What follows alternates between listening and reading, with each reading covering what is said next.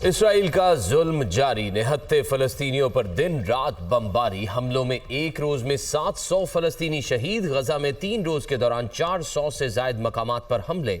Jabalia camp और अल नसर अस्पताल के एतराफ भी बमबारी। रिहायशी इमारतें मलबे का ढेर। गजा शहर को पानी पहुंचाने वाली मेन सप्लाई लाइन भी मुतासर।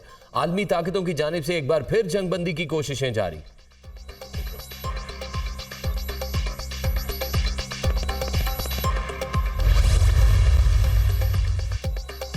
इसराइल हमास जंगबंदी के लिए लंदन में डाउनिंग स्ट्रीट के सामने शम्मे रोशन। मुजाहिरे में मसीही, यहूदी और मुस्लिम कम्युनिटी के अफराद की शिरकत। साबिक चेयरमैन पीटीआई की साबिका अहलिया जमाइमा खान भी शरीक हुई। शुरका की जानिब से जंगबंदी के हक में नारेबाजी। जंग बंद करके मजीद बेगुनाह अफराद को मौत के मुंह में जाने से बचाया जाए, शुरका का मुतालिबा।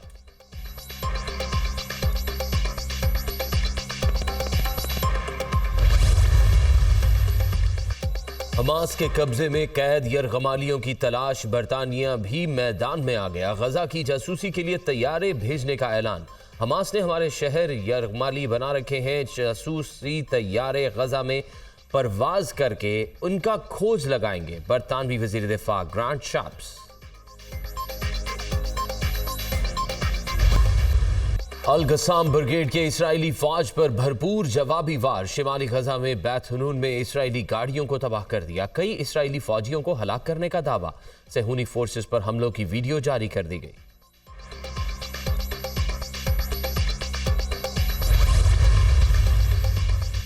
अमेरिका में बसने वाले मुसलमानों का आइंदा इंतखाबात में सदर जो बाइडेन की हिमायत न करने का ऐलान। गजा में इसराइली मुजालिम पर मुस्लिम कम्युनिटी का गम गुस्से का इजहार।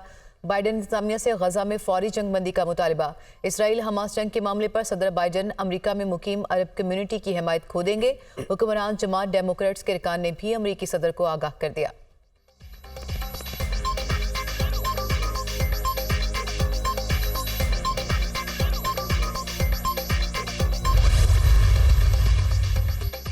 अवाम को महंगाई से निजात दिलाने के लिए ये इलेक्शन बहुत अहम है। अवाम की मदद से इलेक्शन जीतकर महंगाई को हराएंगे।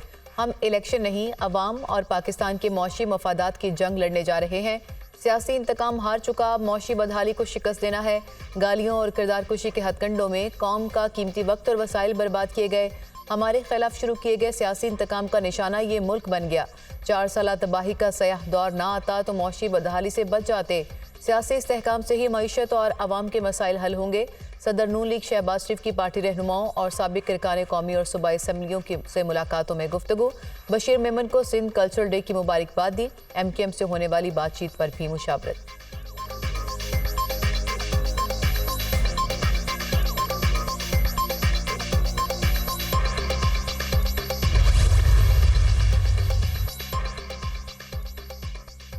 नए चेयरमैन पीटीआई गौहर खान के कायद 14 साल तक आसिफ अली जरदारी रहे। वो 2022 में पीटीआई में आए। 1 साल के अंदर साबिक चेयरमैन तहरीक इंसाफ को जरदारी साहब का तराशा हीरा इतना पसंद आया कि अपनी कुर्सी उसके हवाले कर दी। अपने पुराने साथियों को कूड़ा करकट कर दिया। अपनी गैर हाजिरी में वो अपने पुराने साथियों पर एतबार करने को तैयार नहीं।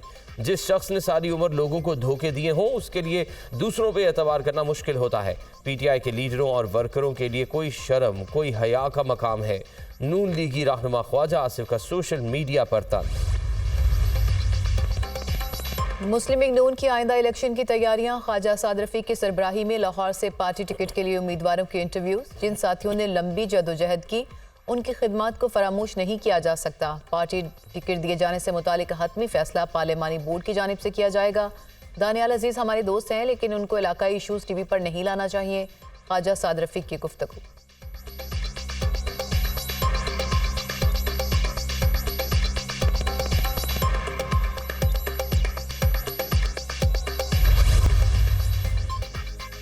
पहले पीटीआई, फिर 16 माह के लिए मखलूक हुकूमत रही, फिर निगरान हुकूमत है। गुज़िश्ता 10 साल अवाम के लिए डरावना ख्वाब है। हर रोज़ पदमनी और मायूसी में इजाफा हो रहा है। गुज़िश्ता 70 साल से निज़ाम वही है, सिर्फ चेहरे बदलते हैं। आम पाकिस्तानी की ज़िंदगी में कोई मुस्बत इनकलाब और तब्दीली नहीं आई। जहालत, करप्शन का तसलसल आज भी मुल्क में अंधेर नगरी और चौपट राज है। अमीर जमात इस्लामी सिराजुल हक का तकरीब से खिताब।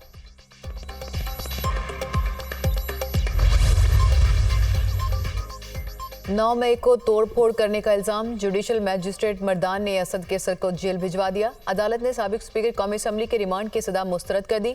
असद कैसर को जमानत के बाद रिहाई पर गुज़िश्ता रोज 4 सद्दा में दर्ज मुकदमे में दोबारा गिरफ्तार किया गया था।